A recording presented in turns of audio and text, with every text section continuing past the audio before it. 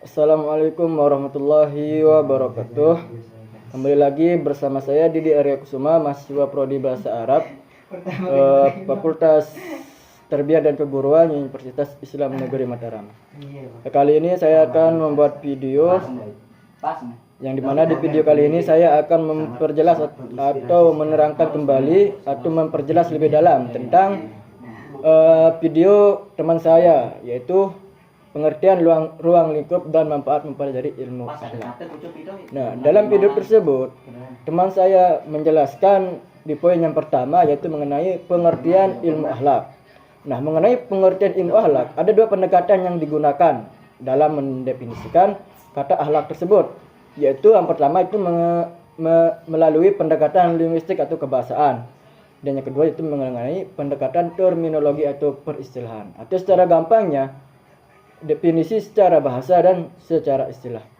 Dari sudut kebahasaan, akhlak berasal dari bahasa Arab, yaitu ada yang mengatakan bahwa akhlak itu berasal dari isim masdar dari kata akhlaqo yakhliqu ikhlaqan, sesuai dengan timbangan sulasi mazid af'ala yaf'ilu if'alan, yang berarti al-sayyi'ah atau pengarai atau al-tabi'iyah atau kelakuan.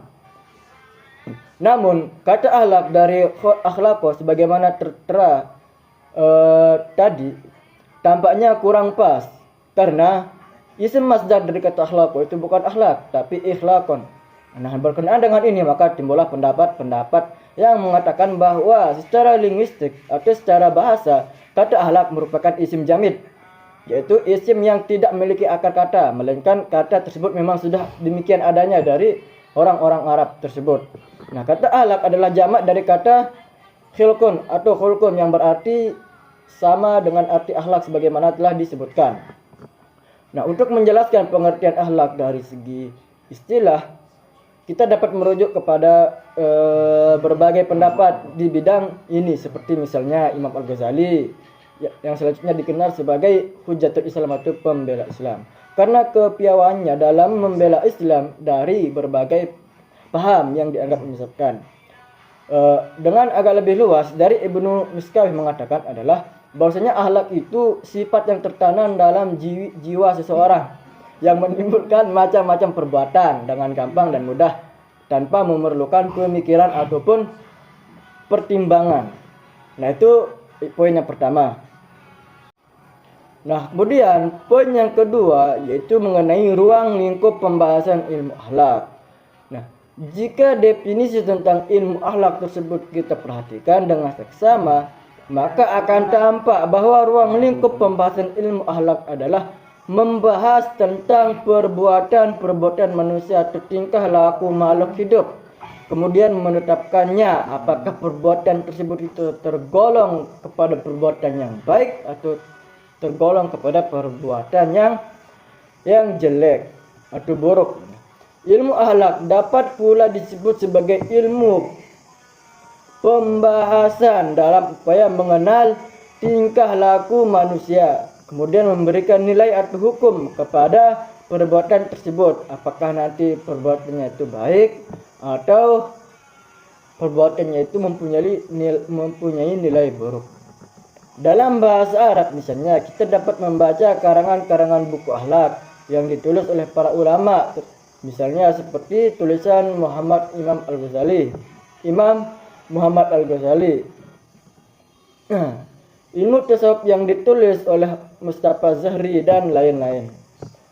Dengan mengemukakan beberapa literatur tentang akhlak tersebut menunjukkan bahwa sebenarnya keberadaan ilmu akhlak sebagai sebuah disiplin ilmu agama sudah sejajar dengan ilmu-ilmu keislaman lainnya, seperti misalnya ilmu tafsir, ilmu tauhid, fikih, sejarah Islam, dan lain-lain.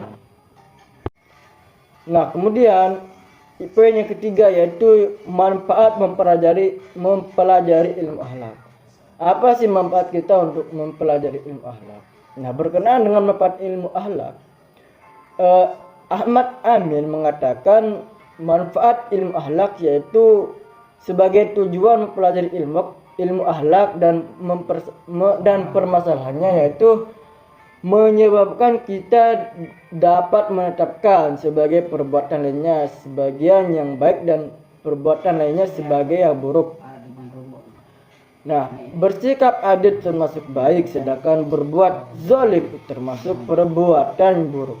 Membayar utang kepada pemiliknya termasuk perbuatan baik, sedangkan mengingkari utang termasuk perbuatan buruk. Itulah contoh daripada manfaat kita mempelajari ilmu akhlak. Itu kita bisa menetapkan antara perbuatan yang baik dan perbuatan yang buruk. Keterangan tersebut memberi petunjuk bahwa ilmu akhlak berfungsi memberikan panduan, pedoman kepada manusia agar mampu menilai dan menentukan suatu perbuatan untuk selanjutnya. Menetapkan bahwa perbuatan tersebut termasuk perbuatan yang baik atau perbuatan yang buruk. Selanjutnya, karena ilmu akhlak, tujuan mempelajari ilmu akhlak itu yang selanjutnya itu karena ilmu akhlak menentukan kriteria perbuatan yang baik dan yang buruk, serta perbuatan apa saja yang termasuk perbuatan yang baik dan yang buruk. Maka seorang yang mempelajari ilmu ini akan memiliki pengetahuan tentang kriteria perbuatan yang baik dan yang buruk. Dan selanjutnya ia akan banyak mengetahui perbuatan yang baik dan yang perbuatan yang buruk. Dengan mengetahui yang baik dan yang buruk, maka akan terdorong untuk melakukan dan mendapatkan manfaat dan keuntungan dari perbuatan baik tersebut. Sedangkan dengan mengetahui pekerjaan yang buruk, ia akan terdorong untuk meninggalkannya dan ia akan terhindar dari bahaya yang menyesatkan. Sekian dari saya. Assalamualaikum warahmatullahi wabarakatuh.